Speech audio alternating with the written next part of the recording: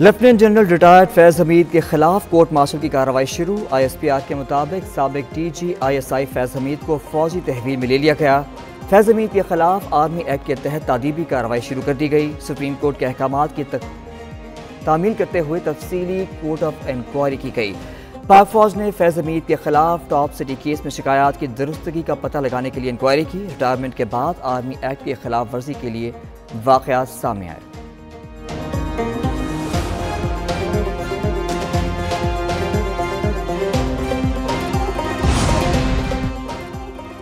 फौज में खुद एहतसाबी एक कड़ा, शफाफ और खुदकार अमल है। ये अमल हर वक्त जारी रहता है। DG ISPR का 7 मई की प्रेस कॉन्फ्रेंस में फौज में खुद एहतसाबी के हवाले से बयान। कहा, जितना बड़ा ओहदा उतनी बड़ी जिम्मेदारी, एहतसाब का अमल भी उतना ही सख्त हो जाता है। हमें अपने अकाउंटेबिलिटी सिस्टम पर फख्र है।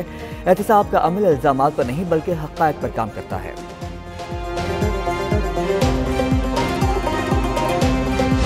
जिस आदमी ने इदारे को नुकसान पहुंचाया, मुल्क को नुकसान बनाया, सियासत को नुकसान पहुंचाया, उस आदमी, ये गैंग है, इसमें तरीके इंसाफ, उसके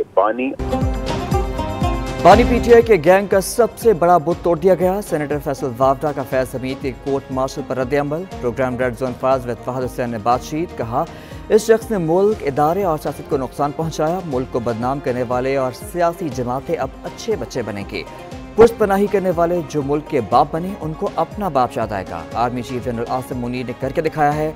मजीद कहा, 9 मई वालों की पुश्त पनाही करने वालों का भी एहतसाब होगा। टॉप सिटी केस उठेगा तो और भी नाम आएंगे। बानी PTI और पार्टी जमीन पर ले जाएंगे।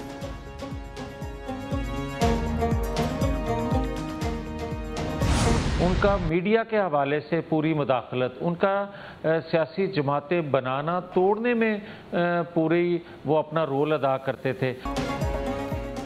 फैज हमीद 9 मई के हमलों की मनसूबाबंदी में शामिल थे। रहनुमा मुस्लिम लीग नून जावेद लतीफ़ की प्रोग्राम रेड जोन फाज विद फहद हुसैन ने बातचीत। कहा, आर्मी चीफ की तैनाती के वक्त बगावत के लिए उकसाने में फैज हमीद का नाम आएगा। बांग्लादेश की तरह इंतशार की मनसूबाबंदी में भी उनका नाम भी निकलेगा।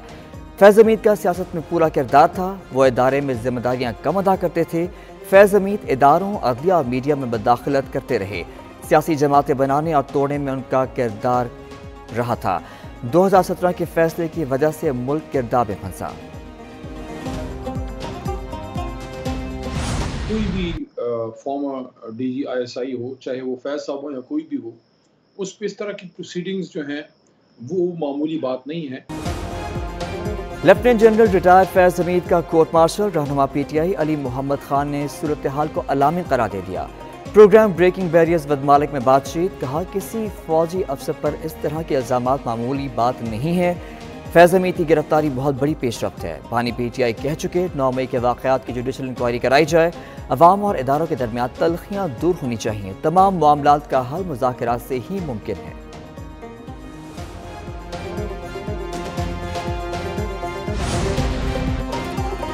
फैज हमीद की रिटायरमेंट के बाद मुदाखलत का मतलब है सियासत में दखल था। वज़ीर इत्तलात अता तारड़ कहते हैं, एक जमात फैज हमीद को रूहानी पेशवा मानती थी। वज़ीर आज़म के मुशीर राना सनाउल्लाह बोले, फौज में किसी के खिलाफ कुछ सबूत हो तो मुआफ़ी नहीं होती। 26 नवंबर के धरने के ताने बाने फैज हमीद से मिलते हैं। 9 मई और बाद के वाक़यात के पीछे भी फैज हमीद का नाम लिया जाता रहा। चेयरमैन PTI बैरिस्टर गौहर बोले, फौज जैसे चाहे अपने इदारे में एहतसाब करे। फौज का अपना स्ट्रक्चर, मजबूत इदारा और तरीक़ा कार है।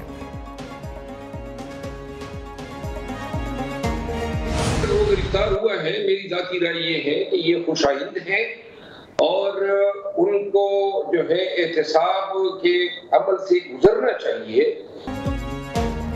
PTI रहनुमा शेर अफजल मरवत ने फैज हमीद के खिलाफ कार्रवाई को खुशाइंद करार दे दिया। कहते हैं, फैज हमीद के साथ दीगर जर्नलों का भी एहतसाब होना चाहिए। अगर कोर्ट मार्शल सियासी लिहाज से हुआ तो जनरल बाजवा भी लपेट में आएंगे। अगर फैज हमीद के ताने बाने बानी PTI से मिलाकर कार्रवाई की तो वो काबिल मुज़म्मत होगी। हो सकता है अंडरस्टैंडिंग से फैज हमीद को गिरफ्तार किया गया हो। अंदेशा है फैज हमीद को बानी PTI के खिलाफ वादा मुआफ गवाह बनाकर सामने लाया जाए। फैज हमीद ने बानी PTI को मामू बनाए रखा।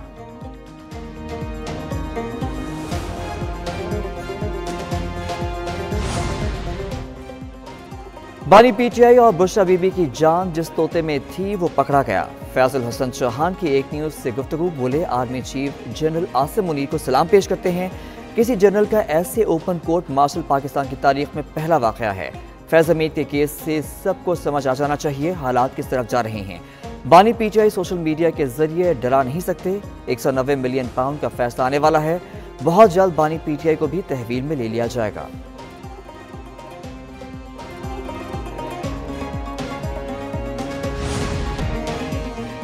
पंजाब ब्यूरोक्रेसी में बड़े पैमाने पर अखाड़ प्रचार। Additional secretary CNW Syed Musa Raza deputy commissioner Lahore तैनात। Deputy commissioner Lahore Rafia Haider training पर चली गई। Secretary primary and secondary health Ali Jan को ओहदे से हटा दिया गया। Deputy commissioner Faisalabad Abdullah Nayyar Sheikh additional secretary CNW तैनात।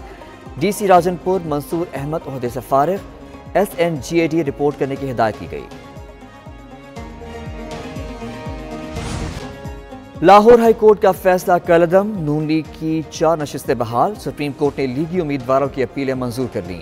इलेक्शन कमीशन का फैसला बहाल कर दिया गया। NA 154, NA 79 और NA 81 में दोबारा गिनती में कामयाब लीगी अरकान बहाल किए गए।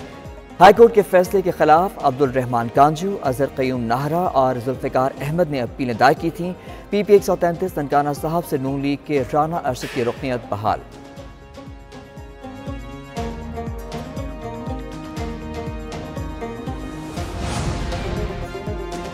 अमरीकी सफीर डोनाल्ड ब्लूम की chairman Peoples Party Bilawal Bhutto से मुलाकात। बिलावल हाउस कराची में मुलाकात में बाहमी दिलचस्पी समेत दो तरफा ताल्लुकात के फ़रोग़ पर बातचीत। मुलाकात में अमरीकी सफारतकार शेली सेक्सन और जेरेड हेंसन ने भी शिरकत की।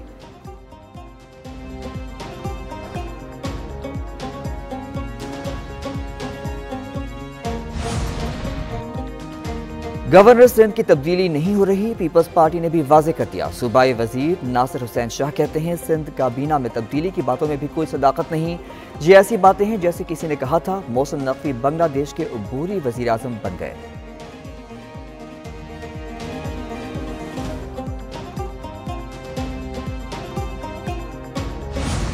जश्न आज़ादी भरपूर तरीके से मनाने की तैयारियां। गली गली आज़ादी के रंग, इमारतों पर चरागा, हर तरफ कौमी परचमों की बहार।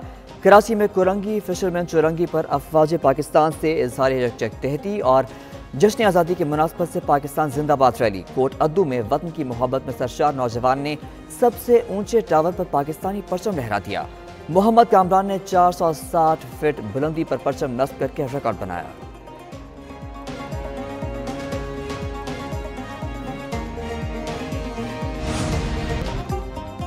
बरतानवी वज़ीर आज़म सर के स्टॉमर का ईरानी सदर डॉक्टर मसूद पज़ेश्कियान को टेलीफोन। दोनों रहनुमाओं के दरमियान 30 मिनट तक गुफ्तगू हुई। बरतानवी मीडिया के मुताबिक दोनों रहनुमाओं के दरमियान मशरिक़ वस्ता में कशीदगी कम करने पर तबादला ख्याल किया गया। केयर स्टॉमर ने कहा कि ईरान को इसराइल पर हमले से खबरदार किया, जंग किसी के मफाद में नहीं होगी। ईरानी सदर से गुफ्तगू से पहले बरतानवी वज़ीर आज़म ने अमरीकी सदर यूरोपीय रहनुमाओं से गुफ्तगू की थी।